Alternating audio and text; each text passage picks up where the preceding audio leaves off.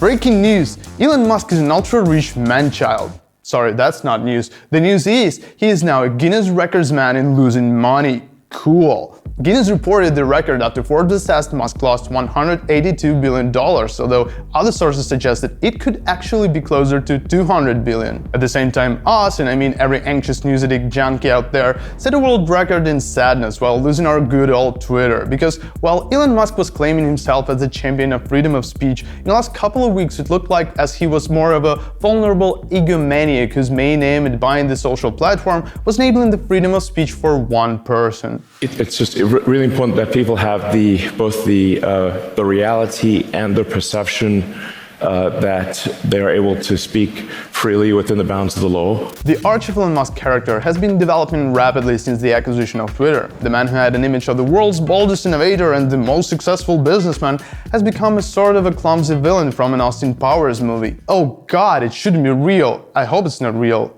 Ugh. Anyway, Twitter has gained a major political significance over the last decade. It became a kind of a town hall for journalists, experts, and other users to share news, communicate, and have a debate or something. Despite that it is mostly memes and news, which is great, it also has an important social role. It was a main communication tool for the US president, however fucked up it was. It is a platform for democratic revolutions across the globe for human rights activists and NGOs, the place where people could communicate and coordinate their actions under conditions of total government censorship. By the year 2009, pretty much every journalist, pundit, senator, activist, think tanker was on Twitter. And in the sense of politics and Washington and journalism, that became the gathering place for elites in this country. That's where people came to talk to each other. And while all this stuff didn't work that good, and sometimes the platform moderation was not fair, it worked. It was enough to log into Facebook once to understand how cool Twitter was. And at the end, it was a place where everyone, from politicians to movie stars and just simple peasants like you and me, could express their opinion and be publicly humiliated for it. Although one man decided that he gets to be humiliated way too often, and not because he's a pathetic douchebag, but because the platform is rigged against him and his friends. They inspired you to do this, didn't they? Yes.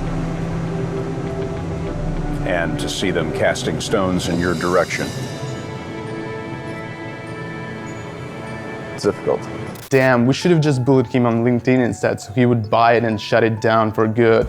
Anyway, the whole system was rigged against him. Sad. On one side, Elon was raided by millions of bots like Stephen King or Ukrainian President Zelensky, and on the other, his friends have been banned from Twitter for such innocent acts like inciting a coup in the United States or calling for killing Jews. Kanye West, also known as Ye, he's been locked out of his Twitter account now, the platform suspending him after an anti-Semitic tweet. That tweet said, quote, "When I wake up, I'm going DEFCON 3 on Jewish people." Man, this woke shit gone too far. You can't even call for genocide anymore. That's like communism or something. So the time has come to defeat the cruel tyranny of liberal tech giants infected with the woke virus. And who, if not Elon himself, was called upon to fight the real freedom of speech, the way he understands it? Well, I think it's very important for there to be an inclusive arena for free speech, where all, Yeah, right. Well, you see, it appeared to be a lie, because when something annoys Mr. Musk, it should be banned immediately, even in case if he promised not to do so. My commitment to free speech extends even to not banning the account following my playing, even though that is a direct personal safety risk. After which, he banned it, invented a new doxing rule because it apparently endangered Elon Musk's life through posting the open source tracking information on his private jet, like, in a flight radar app where you can see the airplanes in the sky with some information about them. And if you wondered that maybe Elon is just concerned about people's personal safety online, well, in fact, the concern is related to only one man and does not apply to his enemies, like when he accused the former Twitter safety director of being a pedophile without any evidence, to the point where the guy had to flee his own home because of constant threats he received as a result. Yael Rod, Twitter's former head of trust and safety, and his family were forced from their home after Elon Musk's tweets misrepresented Rod's academic writing about sexual activity and children. Elon Musk felt that doing the opposite from what he claimed just a week ago might be bad for his image, and eventually he decided to ban a bunch of journalists from the mainstream media who were covering the story of the Elon Jet ban. Twitter has suspended the accounts of several journalists working for high-profile outlets. Most had written critically about the takeover of the firm by Elon Musk. Which is, how freedom of speech works in Russia. Apparently, Twitter added "do not touch Elon's fragile ego" because he gets upset to the Twitter rules, because the official reason for banning journalists was not that clear. Elon Musk has stated that the ban rolled out in response to the doxing rule. Same doxing rules apply to journalists as to everyone else. They busted my exact real-time location, basically assassination coordinates. Which is again a lie, because while you can debate whether the flight tracking info constitutes as doxing, probably not. The journalist Elon Musk banned did not even do that. They simply reported on him banning the Elon Jet account, which is, again, bad for Elon Musk because it exposes him not as a person who's worried about the environment, but as a hypocrite using a private jet for a 6-minute flight. That said, most of those journalists were also covering everything else Musk related, and I guess they had the material. After that, the banned journalists even managed to join Twitter Spaces to discuss what happened, and Elon himself joined to argue with them. But instead of proving his point, he stormed out from the space the moment he was confronted by the journalists. We have to acknowledge, using the same exact link blocking technique that you have criticized as part of the Hunter Biden New York Post story in 2020. So what is different here and there? No more acceptable for me. It's no more acceptable for me, for you, than it is for me. Same thing. So anyway. So it's unacceptable what you're doing? No, what you dox, you get suspended, end of story. That's it. Oh, I think Elon has left. As a result, Twitter turned off the Spaces function completely before restoring it a day later, but still prohibiting it for journalists who hosted it. Feel that? Freedom of speech. After everyone but some hardcore bootleggers criticized the move, Elon Musk decided to unban the journalist and created a Twitter poll where he managed to lie again. Unsuspend accounts to dox my real location in real time. Yeah, Musk's ego is so big it cannot be stored in one man, so he shared it with hundreds of his sims across the world. Eventually, he unbanned the journalist, even though it took him 2 polls to do that because he apparently didn't like the results of the first one. But anyway, thank God. Finally, a story with a happy end. Nah, unfortunately, this story is just a fraction of what is going on with Elon Musk and Twitter lately. And this stuff is really grim, but also hilarious, but actually really bad, but hilarious. Like seeing a nuclear mushroom form into Mr. Bean face, and hilarious is in the ultra-rich narcissistic man-child face in reality in which people are not that stupid generally and don't like douchebags even if they are rich. Like in this real-life interaction with the public Elon Musk got recently in San Francisco. Ladies and gentlemen, make some noise for the richest man in the world.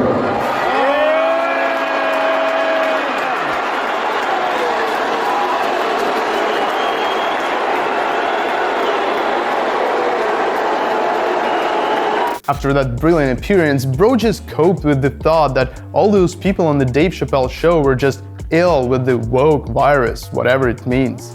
The woke mind virus is either defeated or nothing else matters. But when the video went viral and the account which posted it was banned immediately, by the way, the coping mechanism intensified. Technically, it was 90% cheers and 10% boos, except during quiet periods. But still, that's a lot of boos, which is a first for me in real life, frequent on Twitter.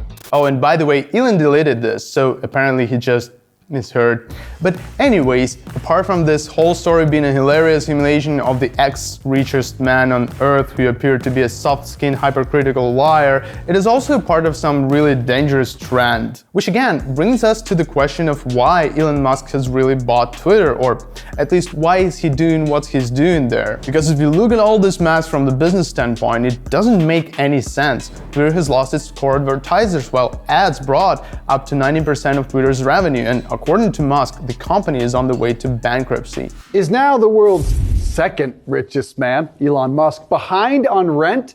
The New York Times reporting Twitter has stopped paying rent on its offices and is considering not paying severance packages to former employees. This dude has worse financial literacy than a gender studies student who took a loan for his college. Although, if you would set your goal at destroying the biggest platform for public discourse and internet activism and to rig it in favor of some specific political group which you like, this is exactly what you would want to do. You tweet a lot.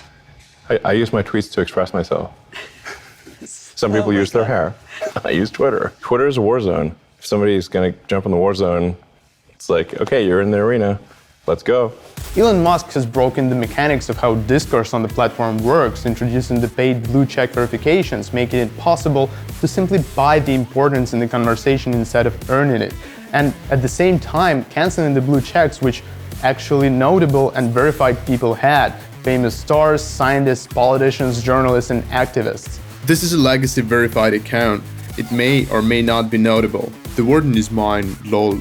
Good boy, Elon, so edgy. The whole point of the blue checks was to battle the disinformation and to shape the discourse online. It helped to distinguish influencers from their impersonators and trolls. It was not perfect, but it helped. Now the blue check is a dirty glory hole in a public toilet where everyone can use it if they have $7.99. Now, before, if a public figure twittered some nonsense in his replies instead of thousands of his admirers or paid bots, you could see a reply by a journalist, another politician, or an expert with some PhD degree or something.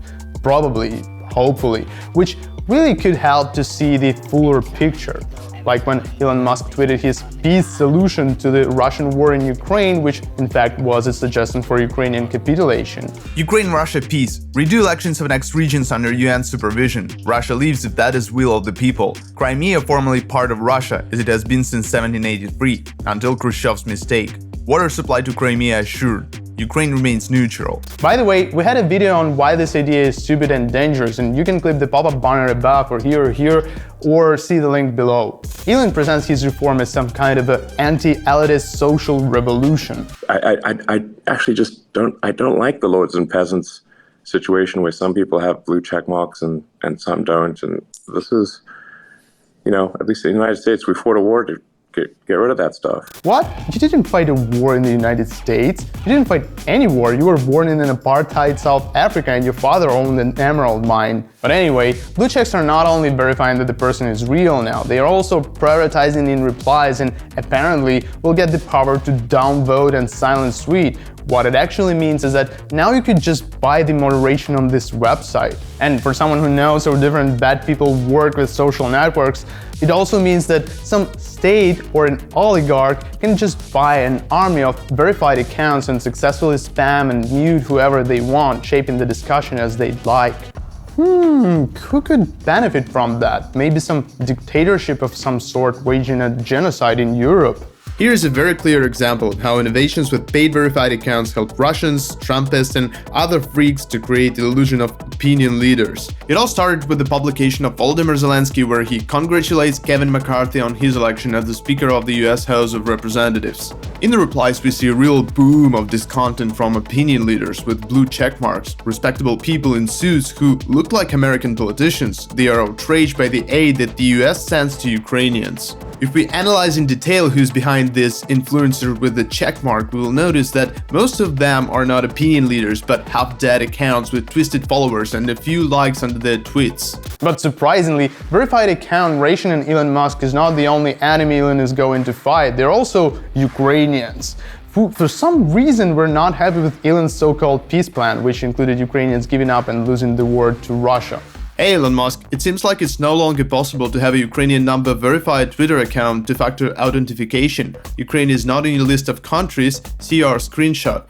This seems to mean that no new Ukrainian accounts can be set up. Why, Elon Musk? We really hope this is a mistake, but please do confirm. Those were the tweets from Ukrainian officials from early December, and it's been a month, and until today, 2 out of 3 Ukrainian mobile operators are still blocked on Twitter. In fact, Musk blocked millions of Ukrainians from registering a new account and signing in case they have two-factor authentication. Great job, Comrade Elon. Daddy Vlady is happy with you. It also might be a coincidence, but Elon Musk's two best friends on Twitter and also Russian propagandists Kim.com and Mike Tracy were asking Elon to do something with those bad Ukrainians who are making their job so much harder. Those are primarily run by governments, right? They're run by the intelligence community in different countries. They're trying to manipulate the way people are talking, for example, about Ukraine.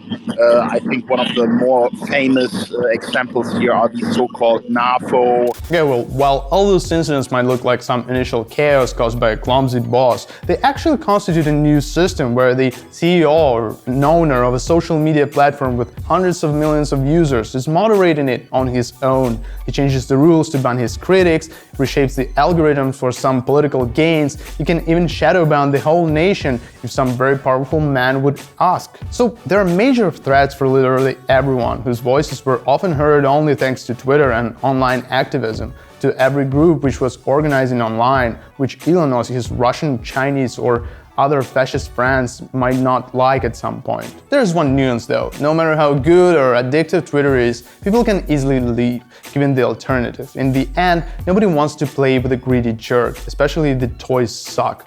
There were numerous stories like this before, and there will be more. Thank you and have a good day.